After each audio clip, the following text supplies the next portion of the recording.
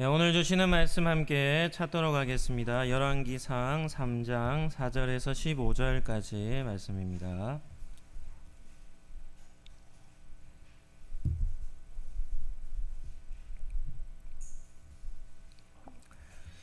네, 열왕기상 3장 4절에서 15절까지 말씀입니다. 네, 우리 한 절씩 교독하도록 하겠습니다. 제가 먼저 읽겠습니다. 이에 왕이 제사하러 기브온으로 가니 거기는 산당이 큼이라. 솔로몬이 그 제단에 1,000번제를 드렸더니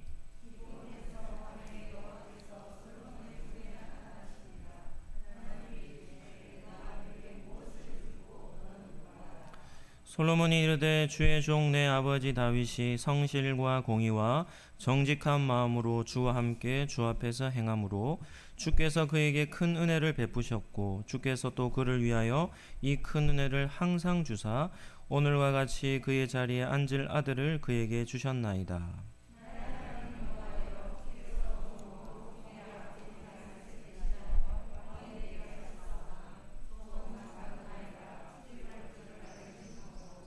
주께서 택하신 백성 가운데 있나이다. 그들은 큰 백성이라 수요가 많아서 셀 수도 없고 기록할 수도 없사오니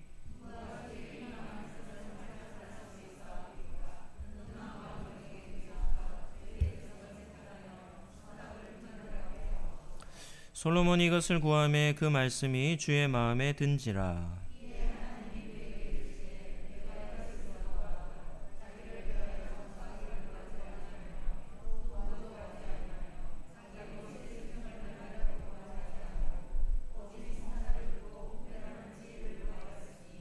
내가 내 말대로 하여 내게 지혜롭고 총명한 마음을 주노니 내 앞에도 너와 같은 자가 없었거니와 내 뒤에도 너와 같은 자가 일어남이 없으리라.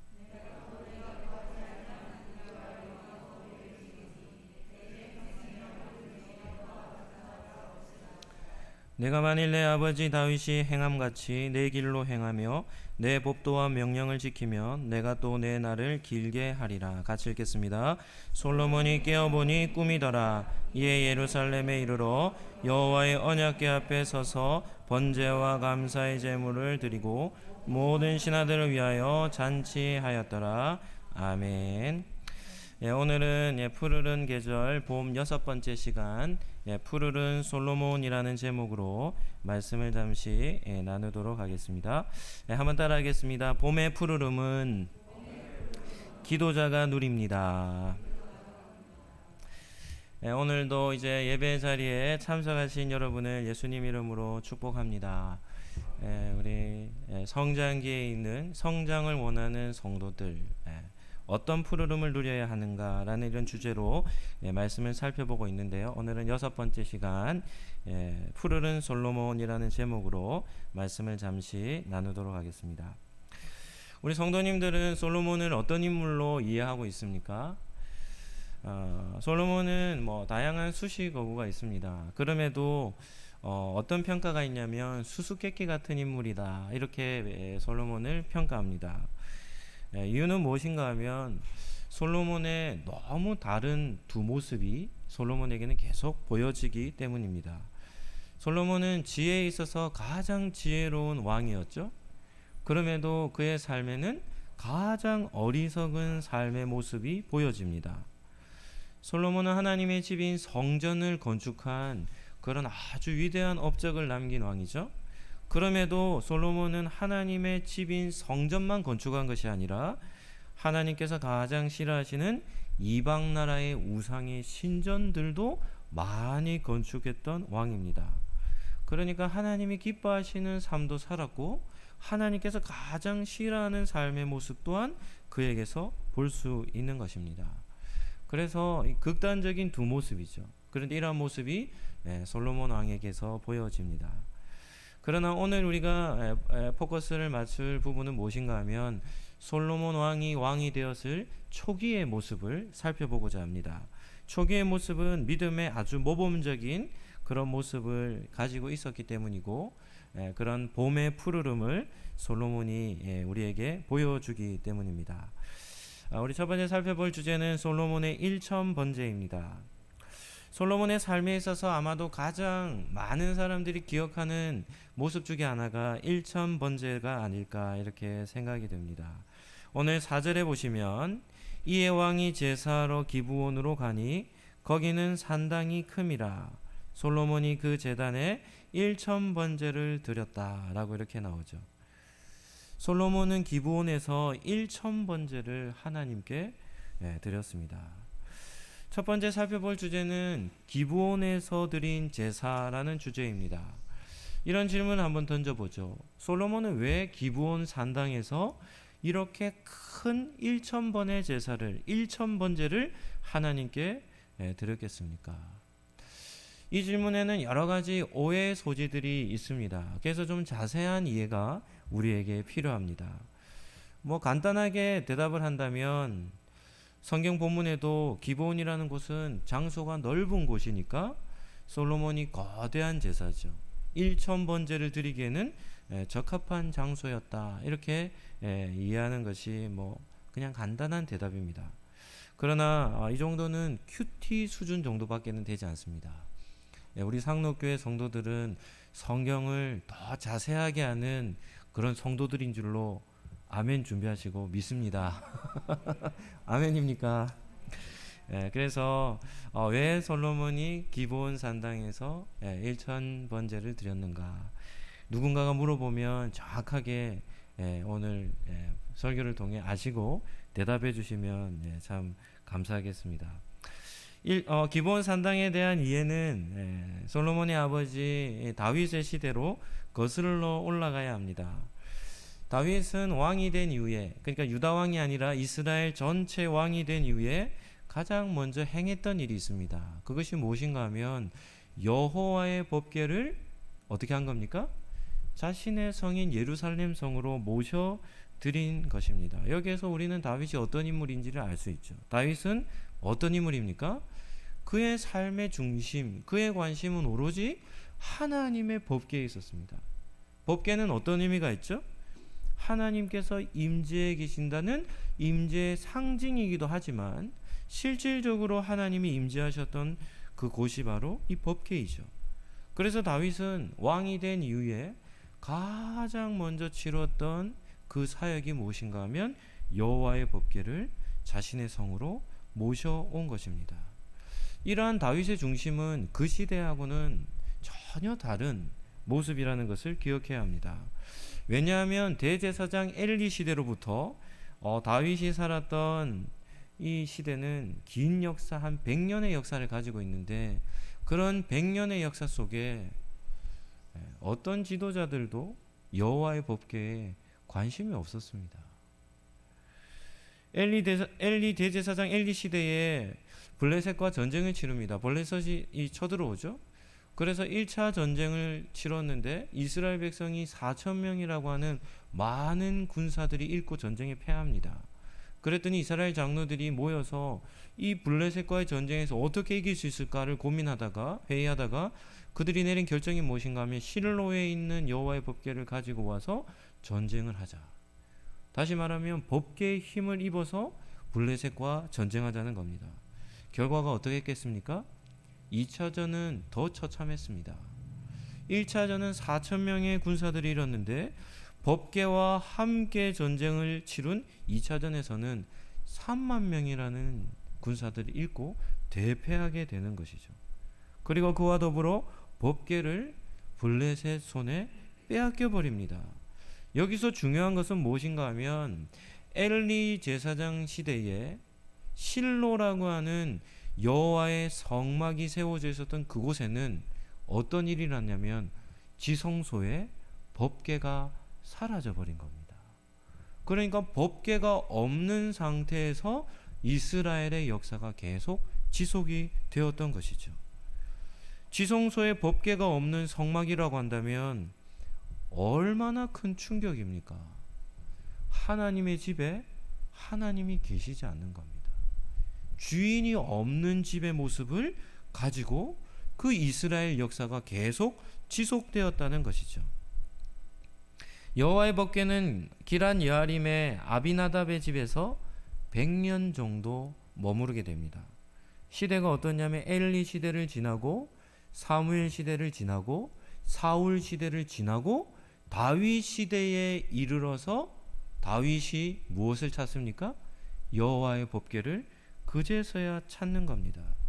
100년의 시간 동안 여호와의 법궤, 하나님의 임재를 뜻하는 여호와의 법궤에 관심을 가졌던 사람들이 없었다는 것입니다. 그런데 다윗이 여호와의 법궤를 모셔오는 과정에서 한 가지 중요한 이슈가 될 만한 문제가 발생합니다. 그것이 무엇인가 하면 다윗은 여호와의 법궤를 찾아오면서 그 법궤를 실로에 있었던 모세 성막, 모세 시대에 지었던 모세 성막으로 여호와의 법궤를 모셔온 게 아닙니다. 다윗은 그 여호와의 법궤를 지성소로 모신 것이 아니라 어디로 모셔옵니까? 자기의 왕궁이죠. 예루살렘 왕궁으로 여호와의 법궤를 모셔드린 것입니다. 그래서 다윗 시대에 오면 두 가지 개념이 생기게 된 거죠. 하나는 무엇인가 하면 실로에 세워졌던 모세 성막이라는 개념입니다. 이것은 모세 시대로부터 계속해서 유지되어 오는 그런 성막의 개념입니다. 그런데 그 모세 성막과는 또 다르게 하나의 개념이 더 생기는데 그것이 무엇인가 하면 예루살렘 성 안에 다윗이 여호와의 법궤를 모셔드린 다윗의 장막이라는 개념이 생긴 겁니다. 그래서 이 두 가지 개념이 우리는 기억을 해야 하는 것이죠. 모세의 성막과 다윗의 장막은 여러 면에서 차이점이 있습니다. 모세의 성막을 섬기는 봉사자들은 누구였을까요? 제사장들입니다. 모세의 성막은 뭐 하는 장소입니까? 하나님께 제사를 드리는 장소입니다. 그래서 성막의 뜰에는 놋제단이 만들어져 있죠. 그래서 이스라엘 백성들은 절기를 지킨다든지 제사 드릴 일이 있으면 어디에서 제사를 드립니까? 실로에 있는 여호와의 성막에서, 모세의 성막에서 제사를 드린 겁니다. 그러니까 제사 중심의 모임은 어디서 갖는 겁니까? 모세의 성막에서 드리는 겁니다. 그런데 그와는 반대로 다윗의 장막은 누가 중심이 되냐면 레위인이 중심이 됩니다. 다윗은 다양한 업적들을 세우는데 그 업적들 중에 한 가지 위대한 업적이 무엇인가 하면 다윗은 찬양대를 조직했습니다. 오늘도 우리가 찬양대가 찬양을 드렸죠? 다윗 시대에 다윗이 레위인들 중에 세 사람의 찬양대장을 세워요. 아삽과 헤만과 여두둔이라고 하는 이 세 명의 대장들을 세워서 각기 다른 파트입니다. 다양한 악기들을 세우고 그리고 이 세 사람을 중심으로 하나님께 엄청나게 큰 찬양으로 영광을 올려드렸습니다. 그런데 다윗은 이 세 사람 중에 아삽이라는 인물을 중심으로 오베데돔이죠. 오베데돔과 그의 형제들 68명을 중심으로 예루살렘에 있었던 다윗의 장막에서 하나님께 경배하며 찬양하는 사역을 아삽에게 맡기십니다. 그리고 헤만과 여두두는 사독 제사장이라고 해서 그 당시 제사장과 그의 형제 제사장들과 함께 모세의 성막에서 봉사하도록 그이들을 맡긴 것이죠. 따라서 다윗 시대에는 어떤 일이 있냐면 하나님을 섬기되 다윗의 장막에서는 찬양과 경배하는 레위인들의 찬양대를 중심으로 한 사역이 펼쳐졌고 모세의 성막에서는 사독 제사장을 중심으로 하여 제사 중심의 사역들이 진행이 되었던 겁니다. 그런데 오늘 본문에 나오는 이 기브온 산당이라는 개념이 또 다른 문제가 되는 겁니다. 모세의 성막과 관련해서 한 가지 살펴보아야 할 주제는 무엇인가 하면 장소입니다. 여호수아를 중심으로 이스라엘 백성들이 가나안 땅을 정복한 이후에 여호와의 성막을 어디에 세웠다고 했습니까? 실로라는 곳에 세웠죠. 실로. 이 실로라는 명칭은 엘리 제사장 시대까지도 계속 사용이 됩니다. 그러니까 여호수아의 정복 시대로부터 사사기 400년의 역사를 지나 엘리가 제사장으로 사사로 다스렸던 그 시대까지 400년이 넘는 시간 동안 여호와의 성막은 어디에 있었습니까? 실로라는 장소에 있었습니다. 그런데 역대상 16장에 보면 다윗이 여호와의 성막, 다시 말하면 모세의 성막을 언급할 때에 실로라는 장소를 언급하지 않고 기브온 산당이라는 곳을 언급하는 것이죠. 그러니까 엘리 시대로부터 다윗 시대에 이르기까지 누군가가 실로에 있었던 여호와의 성막을 어디로 옮긴 것입니까? 기브온이라고 하는 곳에 옮겨서 기브온 산당이라고 하는 그 장소에 뭐가 세워져 있었습니까? 모세의 성막이 세워져 있었던 것입니다. 그래서 어떤 사람들은 이 부분에서 뭐라고 얘기하냐면 아마도 사울 시대에 하나님의 성막을 실로에서 기브온 산당으로 옮겼을 것이다, 이렇게 주장하는 사람들이 있습니다. 그런데 저는 개인적으로 그러한 주장에 동의하지 않습니다. 이유가 무엇인가 하면 사울의 역사를 살펴보면 사울은 40년 동안 왕으로 이스라엘을 다스릴 때 한 번도 하나님의 법궤에 대한 관심을 둔 적이 없습니다. 그리고 실로에 나아가서 실로에서 여호와의 집에서 제사를 드렸다, 이런 기록을 찾아볼 수가 없습니다. 그래서 사울은 그냥 40년 동안 왕으로 다스릴 때 하나님의 집과 여호와의 법궤에 대해서는 아무런 관심이 없었죠. 그러니까 방치해 두었던 그런 왕이었던 겁니다. 여러 상황의 정황으로 살펴볼 때 실로에서 기브온 산당으로 모세의 성막을 옮긴 사람은 저는 개인적으로는 다윗이라 이렇게 여겨집니다. 이유는 다윗이 하나님을 섬긴 규모가 엄청나게 컸습니다. 그러니까 큰 규모로 하나님께 찬양도 드리고 제사도 드렸기에 어떤 장소가 필요한 겁니까? 넓은 장소가 필요하죠.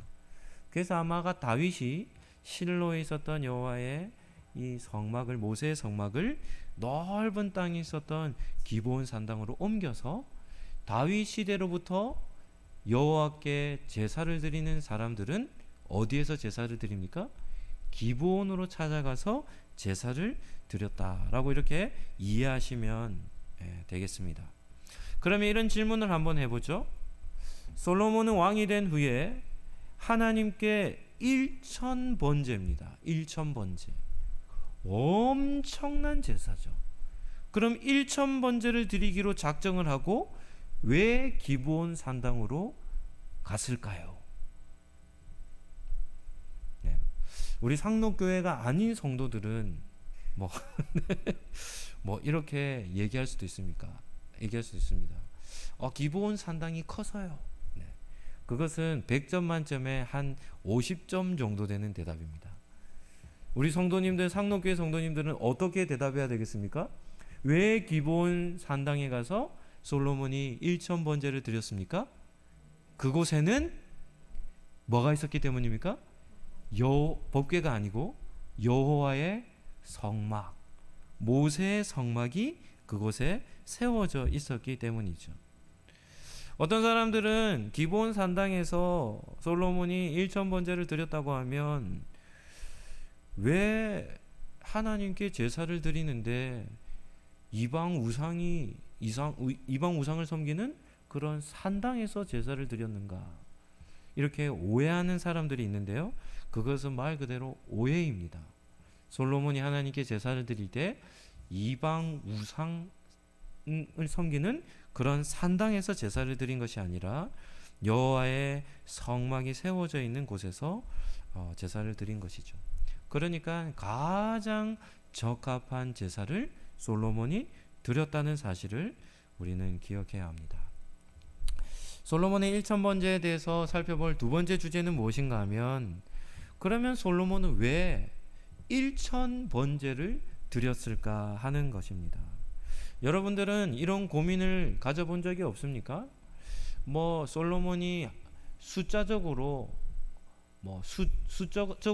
번제를 뭐 1,000번을 반복해서 한 번씩 1,000번제를 드렸는지 뭐 아니면 뭐 크게 이렇게 여러 번을 동시에 드렸는지 잘 모릅니다. 그럼에도 어쨌든 1,000번제를 드렸다고 기록하죠. 그러면 솔로몬은 왜 이렇게도 어마어마한 번제를 하나님께 드렸을까 하는 그런 질문입니다. 제가 한 4가지 정도 보기를 드릴 테니까 한번 들어보시고 막 손을 들고 대답한다든지 너무 크게 대답하지 마시길 바랍니다. 네, 한번 생각해 보라고 던지는 질문입니다. 첫 번째입니다. 아버지 다윗으로부터 물려받은 가축들이 너무 많아가지고 이 가축이 너무 많아 감당이 안 되는 겁니다. 그래서 한 1,000마리의 번제를 드려서 뭐 가축을 좀 줄이고자 하지 않았을까? 1번입니다. 두 번째는 자신의 부와 권세가 얼마나 큰지를 이스라엘 백성들 앞에 보여주고 싶어서 1,000번제를 드리지 않았을까? 세 번째는 참된 예배자였던 아버지 다윗의 모범을 따라 자기도 그와 같음을 백성에게 보여주고자 1,000번제를 드리지 않았을까? 마지막 네 번째는 이스라엘의 왕이 된 것이 너무 부담스러워서 1,000번제를 드리지 않았을까 하는 보기입니다. 몇 번인 것 같습니까? 네. 네. 네. 맞추면 괜찮은데 틀리면 좀 왜 원래 저는 답을 가르쳐 드리고 질문한다 했는데 제가 이 질문을 던지는 것은 답을 요구하는 질문이 아니라 생각을 해보라고 던진 질문이라고 했죠. 네, 정답은 4번입니다. 왜 솔로몬이 1,000번제를 하나님께 드렸는가 하면 자기가 생각하기에 자신은 이스라엘 왕직을 도무지 감당할 자신이 없었기 때문입니다. 그래서 하나님 앞에 1,000번제를 드린 것이죠. 어떤 사람들은 솔로몬의 1,000번제를 보며 이렇게 큰 소리로 외칩니다. 저와 여러분들이 만약에 하나님 앞에 제사를 드리고 예배를 드린다면, 감사의 예배를 드린다면 솔로몬과 같이 이런 웅장한 예배, 1,000번제와 같은 어마어마한 예배를 드려야 하지 않겠습니까? 라고 하며 성도들을 도전합니다. 뭐 좋은 도전이라고 여겨집니다. 그러나 솔로몬의 1,000번제는 하나님께 기쁘고 감사함으로, 자신을 왕으로 세워주신 하나님께 감사함으로 드린 제사가 아니라는 것을 기억해야 합니다. 솔로몬이 드린 1,000번제는 기쁨과 감사의 예배라기보다는 하나님께 메어 달리는 처절한 기도와 같은 제사가 솔로몬이 드린 1,000번제였습니다. 솔로몬은 1,000번제를 드리면서 이런 마음으로 드렸습니다. 여호와 하나님, 저는 아무런 능력이 없는 무능한 사람입니다. 저는 저에게 주어진 왕의 직책 도무지 감당할 자신이 없습니다. 하나님께서 도와주시지 않으시면 저는 아무것도 할 수가 없습니다. 라는 이러한 철저한 자기 부인이죠. 자기 부인. 자기의 무능력함과 이런 간절함으로, 간구로 하나님 앞에 1,000번의 번제를 드린 것입니다. 그런데 본문에 보면 솔로몬의 모습이 어떠한가 하면, 우리 성도님도 한번 생각해 보시죠. 여러분들이 하나님 앞에 정말 자기가 생각해도 정말 과할 정도로 예배를 드렸습니다. 1,000번제와 같은, 내가 아무리 생각해도, 내 생각에도 하나님 앞에 큰 예배를 드린 겁니다. 그렇다면 1,000번제를 드린 이후의 모습, 1,000번제를 드리기 전에는 자기 부인을 하며 하나님 앞에 저는 부족합니다 했지만 1,000번제를 드린 이후에라면 어떤 모습을 가져야 되겠습니까? 그래도 어느 정도는 자신감에 좀 차 있는 모습을 보여야 하지 않겠습니까? 그런데 오늘 본문에 보면 솔로몬은 1,000번제를 드리고 난 이후에도 여전히 자신의 부족함을 고백하고 있음을 볼 수 있는 것이죠. 솔로몬이 처절하게 드린 1,000번제를 하나님은 정말 기쁘게 받으셨습니다. 5절에 보시면 기브온에서 밤에 여호와께서 솔로몬의 꿈에 나타나십니다. 하나님이 솔로몬에게 이렇게 말하죠. 내가 내게 무엇을 줄까? 너는 구하라. 이렇게 하나님이 꿈에 솔로몬을 찾아옵니다. 하나님이 얼마나 솔로몬이 드린 1,000번제를 기뻐하셨냐면 솔로몬의 1,000번제를 드리고 난 그날 밤에 하나님이 솔로몬의 꿈에 찾아오시는 겁니다. 솔로몬은 평생에 하나님을 4번 정도 만나는데요. 그 첫 번째 만남이 오늘 본문에 나옵니다. 하나님은 솔로몬이 드린 제사를 기뻐 받으시고 이렇게 응답하시죠. 내가 너에게 무엇을 줄까? 너는 구하라. 하나님 나라의 백지수표를 하나님이 솔로몬에게 제시하신 것입니다. 한번 질문해 보겠습니다. 여러분에게 하나님이 이렇게 물으신다면 우리 성도님들은 하나님께 무엇을 구하시겠습니까? 이러한 질문도 중요합니다. 왜냐하면 우리의 중심, 우리가 살아가는 삶의 가치관을 묻는 그런 질문이기 때문이죠. 만약 여러분이 1,000번제를 드린 후에 하나님께서 찾아오셨다면 어떤 태도로 하나님을 만나겠습니까? 그래도 제가 하나님께 이 정도 헌신을 했으니까 조금은 당당하게 하나님 앞에 서서 하나님, 제가 조금 전까지 드린 제사 하나님 받으셨죠? 이래봬도 제가 하나님을 사랑하는 마음이 이 정도는 큰 사람입니다. 이런 태도를 가질 수도 있습니다. 어떤 분들은 그런 태도를 취하시거든요. 하나님 앞에 큰 예물이나 이런 것을 하나님께 드려놓고는 성도들 앞에 어깨를 좀 피는 겁니다. 내가 했다고. 그렇게 자랑하시는 분들도 계시죠. 그러나 하나님께서 제시하는 이런 백지수표에 솔로몬의 대답이 6절에서 9절까지 나옵니다.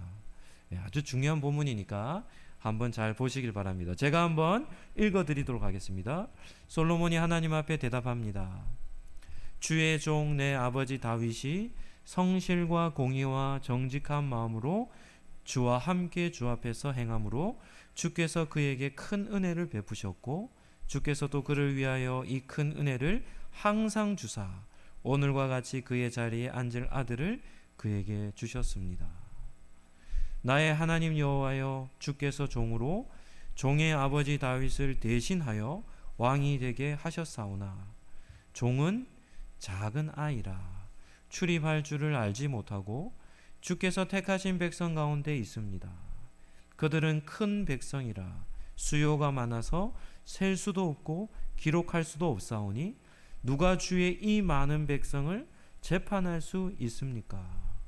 듣는 마음을 종에게 주사 주의 백성을 재판하여 선악을 분별하게 하옵소서. 자신이 있어 보입니까? 없어 보입니까? 1,000번제를 드렸음에도 여전히 솔로몬은 하나님 앞에 자신을 부인하며 서 있습니다. 이스라엘의 왕이 되었다는 이 사실만으로 엄청난 책임감과 그 책임감의 무게를 버티지 못하는 솔로몬의 모습을 볼 수 있죠. 하나님 앞에서 이렇게 고백하는 겁니다. 종은 작은 아이라서 왕이 될 만한 자격이 없는 사람입니다. 이렇게 하나님 앞에 고백하는 겁니다. 그리고 자신에게 맡기신 이스라엘 백성은 큰 백성이라는 겁니다. 셀 수도 없을 정도로 크게 보이는 것이죠. 이것이 바로 1,000번제를 드리는 솔로몬의 중심이었습니다. 그렇게 큰 제사를 드리고 나서도 여전히 자격 없음을 하나님 앞에 고백을 하고 있는 것입니다. 자신의 처절한 간구에 하나님께서 응답해 주시기를 간구하고 있는 것이죠. 솔로몬의 이러한 질문에 하나님은 어떻게 대답하십니까? 솔로몬은 하나님 앞에서 많은 백성을 재판할 수 있는 듣는 마음, 다시 말하면 지혜로운 마음을 구한 겁니다. 재판을 바르게 판결할 수 있는 지혜를 구한 것이죠. 그래서 그의 간구에 하나님은 그 간구를 아주 또 흡족해 하시며 솔로몬에게 이렇게 대답합니다. 11절에서 14절 말씀인데요. 제가 한번 읽어드리도록 하겠습니다. 이에 하나님이 솔로몬에게 대답합니다. 네가 이것을 구하도다. 자기를 위하여 장수를 구하지도 않고 부도 구하지도 않고 자기 원수의 생명을 멸하기도 구하지 않고 오직 송사를 듣고 분별할 수 있는 지혜를 구하였으니 내가 내 말대로 하여 내게 지혜롭고 총명한 마음을 주노니 내 앞에도 너와 같은 자가 없었거니와 내 뒤에도 너와 같은 자가 일어남이 없으리라. 내가 또 내가 구하지 아니한 부와 영광도 내게 주리니 내 평생의 왕들 중에 너와 같은 자가 없을 것이라. 네가 만일 내 아버지 다윗이 행함같이 내 길로 행하며 내 법도와 명령을 지키면 내가 또 내 날을 길게 하리라. 솔로몬이 구한 올바른 판결을 위한 지혜는 이스라엘 왕에게 반드시 필요한 자격이었습니다. 우리가 구약의 모세를 통해 주신 율법에 보면 하나님께서 재판관들에게 요구하시는 것이 있습니다. 그것이 뭔가 하면 올바른 판결입니다. 올바른 판결. 아주 엄격하게 명령하시죠. 이스라엘의 법정이 정의로우면 그 나라가 어떻게 됩니까? 하나님의 공의와 정의로운 질서가 어떻게 됩니까? 세워집니다. 재판관의 재판하는 재판소가 법을 어그러뜨리면 하나님 나라가 어떤 나라가 됩니까? 불의한 나라가 되는 것이죠. 그래서 재판관들의 리더인 왕에게는 무엇이 있어야 됩니까? 지혜롭게 판결할 수 있는 지혜가 요구되는 겁니다. 그런데 솔로몬이 하나님 앞에 무엇을 구하는 겁니까? 백성들의 재판을 올바르게 할 수 있는 지혜를 요구하니까 하나님이 너무나도 기뻐하시며 극단적인 지혜를 주시는 겁니다. 그 전도 그 후도 솔로몬과 같은 지혜로움은 허락하지 않는 그야말로 전무후무한 지혜를 하나님이 솔로몬에게 주신 것이죠. 너와 같을 자가 앞에도 없고 뒤에도 없을 것이라는 겁니다. 그리고 그와 더불어 구하지 아니한 부귀와 영광까지 허락해 주시는 모습을 보게 되죠. 우리는 하나님의 마음을 잘 알아야 합니다. 하나님의 마음에 흡족한 기도를 구해야 하는 것이죠. 하나님의 응답하시는 모습을 보면서 우리는 예수님께서 가르쳐 주신 말씀 하나가 떠오르지 않습니까? 산상수훈에 보면 마태복음 6장 33절 말씀입니다. 우리 성경 본문 한번 띄워주시죠. 우리가 잘 아는 말씀이니까 우리 같이 한번 읽도록 하겠습니다. 시작. 그런즉 너희는 먼저 그의 나라와 그의 의를 구하라. 그리하면 이 모든 것을 너희에게 더하시리라. 아멘입니까? 솔로몬에게 맡기신 나라는 어떤 나라입니까? 이스라엘은 하나님의 나라입니다. 솔로몬에게 맡기신 이스라엘 백성은 어떤 백성입니까? 하나님의 백성이에요. 그런 하나님의 나라를 왕으로 세움을 받은 솔로몬이 하나님의 나라와 의를 구하는 겁니다. 그랬더니 하나님이 어떤 복을 주시죠? 그의 나라와 의를 구하였더니 그가 구하지 아니한 모든 것을 그에게 허락해 주시는 모습을 볼 수 있는 겁니다. 말씀을 정리하도록 하겠습니다. 솔로몬은 왕이 되었을 때가 20세 정도로 봅니다. 어린 나이에 왕이 됐죠. 그는 왕이 되었음에도 왕의 자격이 없음을 하나님께 고백하며 주님 앞에 나아가지만 솔로몬의 그 어린 솔로몬의 영혼 상태는 어떤 상태입니까? 아주 푸르른 상태인 것을 볼 수 있습니다. 솔로몬이 드린 1000번제로 그는 1000번의 번제를 보면 그가 하나님 앞에 얼마나 푸르름을 가지고 있는지를 볼 수 있죠. 솔로몬이 드린 1000번제로 여러분을 도전하기를 원합니다. 여러분의 예배 생활은 어떻습니까? 여러분의 기도 생활은 어떻습니까? 철저한 자기 부인으로 하나님 앞에 서시기를 예수님 이름으로 축복합니다. 주님 앞에 나아가실 때마다 저는 하나님 부족한 사람입니다. 하나님의 도우심이 없이는 살아갈 수 없는 사람입니다.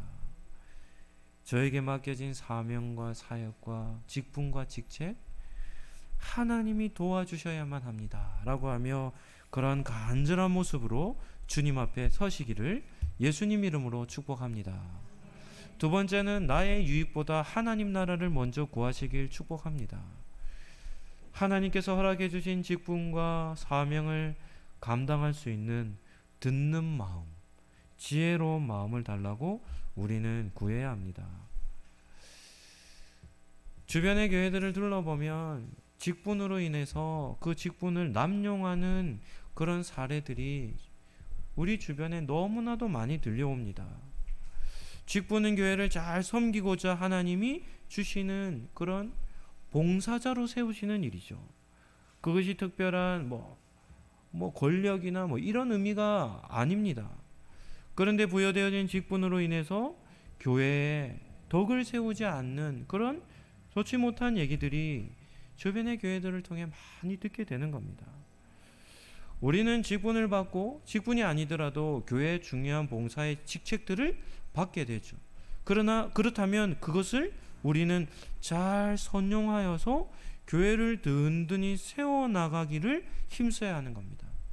그러나 거기에는 무엇이 필요로 합니까? 듣는 마음, 지혜로운 마음이 우리에게 요구가 되는 겁니다.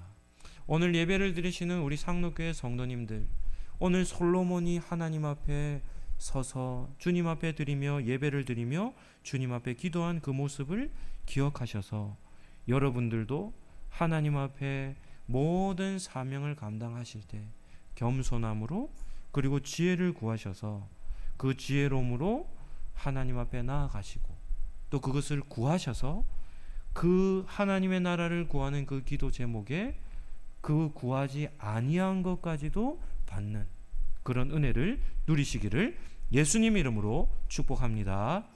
한번 따라하도록 하겠습니다. 봄의 푸르름은 자기를 부인할 때 주어집니다. 한 번만 더 하도록 하겠습니다. 푸르름을 간직한 성도는 하나님의 도우심과 지혜를 구합니다. 지혜의 모범이 되신 예수 그리스도의 크신 은혜와 구하는 자에게 풍성한 지혜를 허락해 주시는 하나님의 사랑과 겸손함과 지혜로 우리를 감화 감동시켜 주시는 성령님의 교통하심이 겸손함으로 주의 도우심을 바라며 살고자 마음에 다짐하는 우리 모든 상록교회 권속들 머리 위에 지금부터 영원토록 함께 있을지어다. 아멘.